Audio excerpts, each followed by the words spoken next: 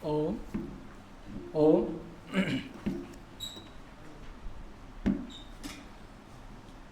उपस्थित विद्वजन,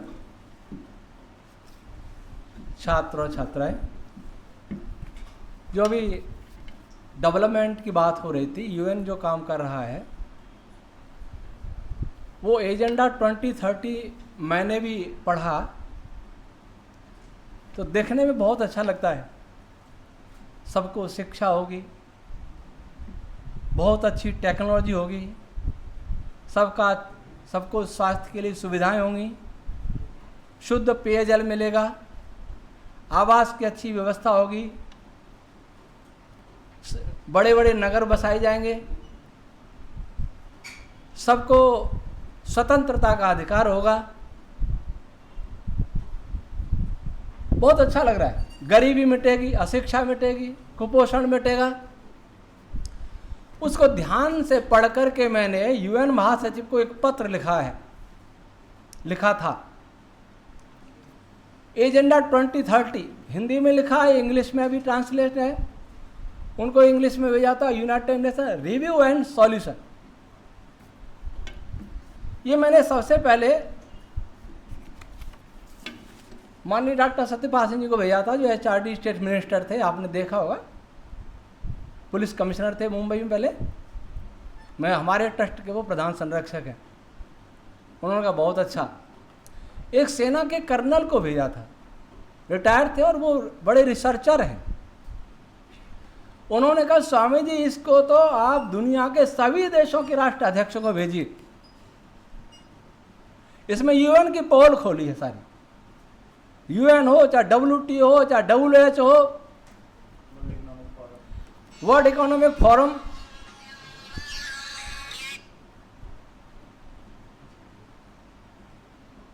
स्वामी दयानंद जी बुला रहे हैं, इसको बोल उनका भाषण है वहाँ, उनका उधर सेशन है ना।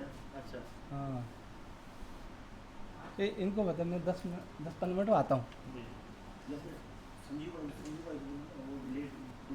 हाँ, उनको कहते एक वक्ता के बाद कर दें तो ठीक रहे। मैं बोलता हूँ। हाँ, तो पहले सभी छात्रों से मैं आग्रह करूंगा कि हमारी वेबसाइट है vaidicfish.org, उस पर ये पूरा लेटर है, उसको पढ़ सकते हैं। दुनिया के 200 देशों के राष्ट्राध्यक्षों को मेल किया। भारत में राष्ट्रपति, प्रधानमंत्री, सभी मंत्री, केंद्र सरकार के, राज्यसभा सदस्य, लोकसभा सदस्य, हरियाणा, गुजरात, राजस्थान, दिल्ली, इन सभी के एमएलएज, यूपी के आधे एमएलए जिनके आईडी मिले, और डाक से किन किन को भेजा, प्रधानमंत्री, राष्ट्रपति, पर्यावरण मंत्री, स्वास्थ्य मंत्री और गृह मंत्री, विदेश मंत्री, रक्षा मंत्री, वित्त मंत्री, भारत के सभी मुख्यमंत्री, सभी डीजीपी, सभी मुख्य सचिव, सभी राज्यपाल और राजस्थान के सभी कलेक्टर और एसपी को भेजा। और पीएम के नाम एक लेटर भी लिखा कि इस एजेंडा को रोकिए, नहीं तो भारत गुलाम हो जाएगा। कहीं से कोई उत्तर क्यों नहीं आया? एकदम शांति कैसे, सन्नाटा कैसे? इसको आप पढ़िएगा, ये बहुत बड़ी साजिश है। रही बात वैदिक की, आधुनिक जो विचारधारा है, वो ये विचारधारा ये कहती है कि मैं एक रोबोट हूं, जड़ हूं। लेकिन ध्यान रखिए, ये पूंजीपति स्वयं को रोबोट नहीं मानते, हमको रोबोट मानते हैं। रोबोट को पैसा इकट्ठा करने की जरूरत क्या है? वो हमको रोबोट मानते हैं, हमको कीट पतंग मानते हैं, हमको गुलाम मानते हैं। इसलिए वो हमारा उपयोग करना चाहते हैं, हमारी संपत्ति को छीनना चाहते हैं, हमारा शोषण करना चाहते हैं। कल ये बता रहे थे, दुनिया के कितने 20 लोगों के पास 90% संपत्ति। मेरे एक मिलने वाले आईटी कमिश्नर दिल्ली में, उन्होंने नोएडा में नेशनल कॉन्फ्रेंस थी वैदिक मैनेजमेंट पर, और मुझे मुख्य वक्ता के रूप में बुलाया था। उत्तर प्रदेश सरकार द्वारा आयोजित थी। मैंने मना भी किया था, मैं मैनेजमेंट का व्यक्ति नहीं हूँ, मैं फिजिक्स पर बोल सकता हूँ। कि आप जो बोलोगे वो विषय रहेगा।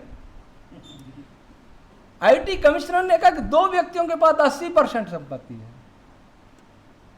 अभी सिटिंग आईटी कमिश्नर, रिटायर नहीं है। रिटायर तो बोल देते हैं, सिटिंग वाले बोलने की हिम्मत कम करते हैं। तो ये एजेंडा उसी के लिए है। अच्छा, मैं आपसे पूछता हूं, स्वास्थ्य सुविधाएं बढ़ी कि घटी पिछले 50 सालों में? बोलिए, बढ़ी। और रोग बढ़े कि घटे? तो स्वास्थ्य सुविधा बढ़ी? कहां बढ़ी? स्वास्थ्य कहां बढ़ा? डॉक्टर बढ़े, उसके साथ रोग बढ़े, इसका मतलब डॉक्टरों की दिशा गलत है या उनकी नीयत खराब है।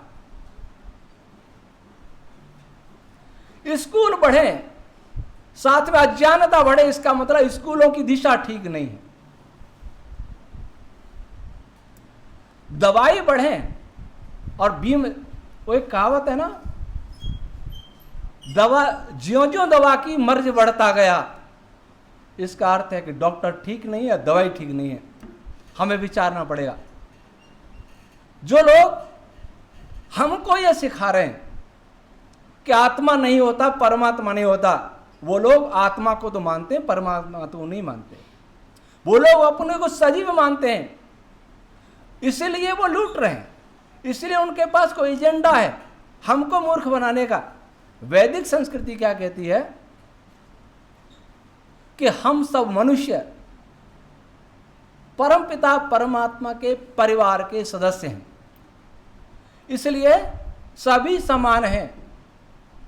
इसलिए मित्रस्य चक्षुषा समीक्षा महे, हम सबको मित्र के समान प्रेम से देखें। वेद में एक उदाहरण दिया है कि जैसे घोंसले में पक्षी रहता है वैसे हम रहें। घोंसले में 2 परिवार नहीं रहते, एक ही परिवार रहता है एक घोंसले में। तो वेद कहना चाहता है कि सारी दुनिया के लोग एक परिवार की तरह रहें। और प्रेम कैसे करें? जैसे नई ब्याही हुई गाय अपने बछड़े से, बछड़ी से करती है। गाय मर जाएगी लेकिन बछड़े की जान को जोखम नहीं आने दे। ऐसे प्रेम करें, ये वैदिक संस्कृति ने दिया। और वैदिक संस्कृति ने क्या दिया? सब कुछ ईश्वर का है, उसका उपभोग करो, लेकिन त्याग पूर्वक।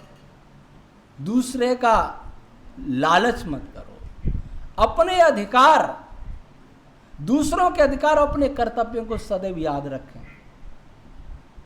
दूसरों के अधिकार और अपने कर्तव्य, आज अधिकारों की मांग हो रही है, कर्तव्यों की मांग तो होती नहीं। अगली बात, हम कम से कम साधनों में जीने का अभ्यास करें, क्योंकि साधन सीमित हैं। अच्छा, एक बात बताइए, कभी आपने सोचा कि जितनी भी हम ऊर्जा ले रहे हैं, पृथ्वी का दोहन कर रहे हैं, पेट्रोलियम का है, खानों का, खनिजों का है, सारा पेट्रोलियम निकल जाएगा, अंदर वैक्यूम नहीं होगा क्या? प्लेटें खिसकेंगी नहीं क्या? भूकंप आएंगे नहीं क्या? ये प्रकृति ने, ईश्वर ने पेट्रोलियम क्या इसलिए भरा था कि इसका हम ईंधन के रूप में उपयोग करें? क्या आज तक जियोलॉजिस्ट ने यह प्रयास किया कि डीजल पेट्रोलियम क्यों है अंदर? किसी के भी अंदर से अगर वैक्यूम कर दिया जाए, वो निश्चित ही प्रभावित होगा। नीचे भी हम खाली कर रहे हैं, और स्पेस में रेडियो प्रदूषण हो रहा है। रेडियो प्रदूषण भी, अंदर भी प्रदूषण, और रासायनिक, भूमि का, वायु का, जल का तो प्रदूषण है ही। तो जो विकास है, मैंने किसी दुकान पर, कपड़े की दुकान पर बाहर एक बोर्ड पढ़ा था, फैशन के जमाने में गारंटी की इच्छा न करें। आपने भी कहीं पढ़ा होगा सर? तो मैं कहता हूं, विकास के जमाने में जीने की इच्छा न करें। या तो विकास कर लो या जी लो, एक चुनना पड़ेगा रास्ता। ये विकास का मॉडल गलत है। अगर मैं कहूं कि आपको 10 करोड़ की गाड़ी में, यहां से 10 करोड़ की गाड़ी मिलेगी आपको यहां से जोधपुर जाना, लेकिन एक्सीडेंट अवश्य होगा, एक्सीडेंट अवश्य होगा। और आप घोड़ा गाड़ी में जाएंगे, सुरक्षित पहुंचेंगे 10 दिन में, तो आप किससे जाना चाहेंगे बोलिए? घोड़ा गाड़ी या 10 करोड़ की गाड़ी? सब जान रहे हैं कि धरती मिटने वाली है। ये भी खबरें पड़ी, मेरे पास हैं, बहुत सारे प्रमाण हैं कि कुछ लोग सीमेंट को सुरक्षित कहां चंद्रमा में कर रहे हैं, चंद्रमा पे कॉलोनियां बसा रहे हैं, मंगल पर रहने की योजना बना रहे हैं। इस धरती को कचरा करके चंद्रमा को कचरा करने चाहिए। अपने घर में रहना आता नहीं, पड़ोस के घर में रहेंगे, ये घर गंदा हो गया, रहने लायक नहीं। हॉकिंग कहते कहते मर गया, जाते समय कहा कि धरती 100 साल नहीं चलेगी, दूसरी किसी गैलेक्सी में खोजो। उस स्टीफन हॉकिंस को हमने चैलेंज किया था ब्लैक होल पर, और उस व्यक्ति ने स्वीकार की अपनी गलती, मेरा नाम तो नहीं लिया। भारतीय खगोल शास्त्री आवास मित्रा जी थे भाभा एटॉमिक सेंटर में, उन्होंने ब्लैक होल पर रिसर्च पेपर लेके उनका नाम नहीं लिया। खैर ये लंबी चर्चा नहीं करूंगा, लेकिन मैं कहना चाह रहा हूं ये धरती किस कारण से खतरा बनी। आज से पहले चूल्हे जलते थे, बहुत सारे पशु थे। आज आपको लकड़ी काटने पर पाबंदी लगाई जाएगी धीरे धीरे, अंत्येष्टि संस्कार पर पाबंदी लगाई जाएगी धीरे धीरे। देखना ये कानून बनेंगे, और ये बात मैंने इस एजेंडा 2030 में भी बताया। कार्बन डाइऑक्साइड कैसे प्रदूषण करती है, इस पर नोबेल पुरस्कार मिलता है फिजिक्स का। ये 2020 की बात या 2021 या 20 में, इसका फिजिक्स से रिलेशन ऐसा नोबेल कभी नहीं मिला। मैं पिछले कई वर्षों से 2017 से नोबेल पुरस्कार फिजिक्स में मिलता है, मेरे पास कोई ना कोई फोन आता है, इस पर आपका क्या कहना।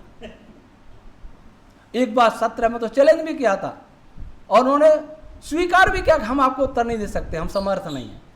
वो कहानी नहीं बताऊंगा, इस पुस्तक में पढ़ लेना।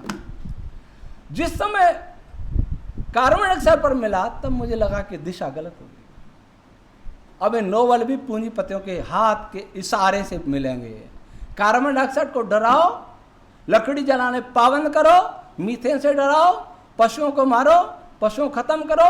वीगन भी उसी एजेंडा का एक अंग है, पशुओं का उपयोग उन्हें करें, मरेंगे। इसलिए वैदिक संस्कृति ने दिया कि मांसपेशियों की ऊर्जा ही सबसे निरापद ऊर्जा है।